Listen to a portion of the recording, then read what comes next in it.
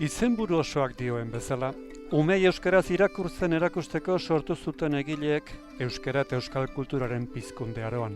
1925ean eman zen argitara lehen aldiz, eta oso bere garaikoa izan zen. Garai hartan Europan zeuden jardun pedagogiko importantenen aritik datorren liburua da. Testua Ixaka López Mendizabalek idatzi zuen. Tolosar euskaltzale eta abertzale sutsua eta filosofia eta zuzenbide ikasketak egin zituena. Berak bezala, liburuak ere ezagutu zuen erbestea. Y mi aita hizo clases de euskera con Monzón. Y el libro que usaron fue Xabiertxo. Este libro estuvo en el Alsina, estuvo en Dakar y en Casablanca. Xabiertxoren ezinbesteko osagaia marrazkiak dira.